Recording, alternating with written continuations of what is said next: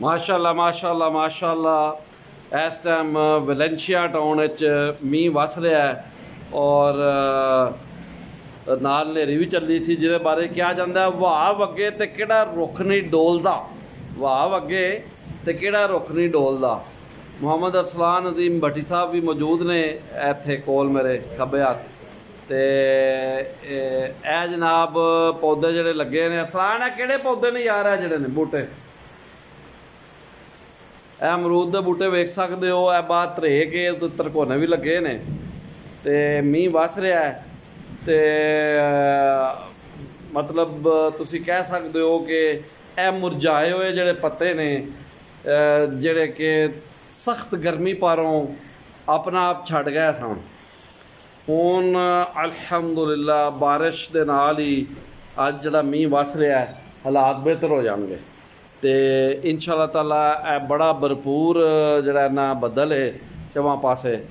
तो अज चूँकि हाजी आ रहे हैं इंशाअल्लाह ताला 2 बजे 2-2:30 बजे, तो उस तो पहला मींह वस रहा है। तो अल्लाह पाक दा करम है कि यह बरकत है। अज जुमेरात है, पीरां फकीरां दा दिन भी है, तो रात जिहड़ी है ना शबे जुमा है। तो अल्हम्दुलिल्लाह ए बूटा नफीस, ए जिहड़ा बूटा है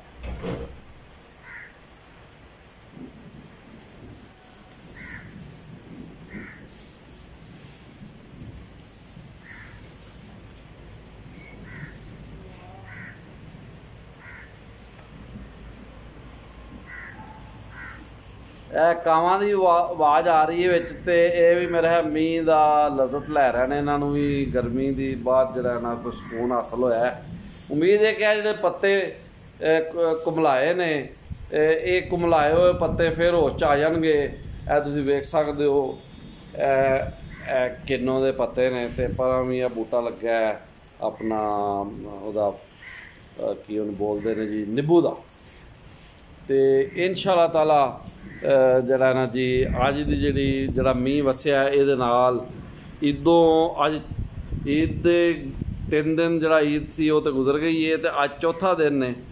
तो अज जुमेरात दा दिन ये दिहाड़ मुबारक है इस लिहाज नाल कि इत्थे मींह वस रहा है। तुसीं मींह की आवाज़ भी वेख रहे होने हो। तो वैलेंशिया टाउन मैं खलोता वा इत्थे इस टाइम, तो कां उड़ रहा है। तो असी जरा जावांगे गली वाले पासे, इत्थे वेखने कि बारिश की की रूटीन है। वेख सकते हो जिहड़ा मींह वसन पारों जिहड़ी आवाज़ आ रही है वो इस टाइम साडी वीडियो दे विच भी मौजूद है। बहुत वधिया जी, बहुत वधिया, बहुत आला होया। इंजे कि जून दे विच पहली जिहड़ी तुसीं कह सकते हो भरपूर एक बारिश जिहड़ी ना मींह वसिया, क्योंकि 20 दिन जिहड़े लगे ने ते लोकां दा धूं निकल गया फड़ के। लोकी जिहड़ा ना मतलब छड्ड गल्लां दिओ, बस की मैं आखां। ए सामने अम्मा दे बूटे ने, उत्ते भी कां बैठे ने। ते जानवरां दियां जिहड़ियां आवाज़ां ना परिंदियां दियां, ते पक्खरू पख पखेरू बोल रहे ने। पख पखेरियां दे फिलहाल कां जिहड़ा वो डटिया उत्थे, वो 2-3 बैठे ने अंब दे बूटे दे उत्ते। ए वेखो ना जी, ए अंब दा बूटा है, इत्थे ए कां उड़ रहा है। ए साडे कोल तरेक है।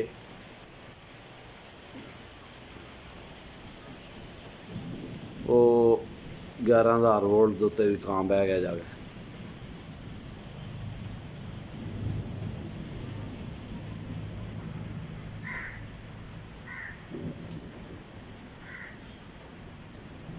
लो जी, रब चंगियां करे ते सब लई वधिया होवे। रब रहीम ते करीम सब ते रहम फरमाए। सब दा भला, सब दी खैर। रब राखा ते अल्लाह वेली।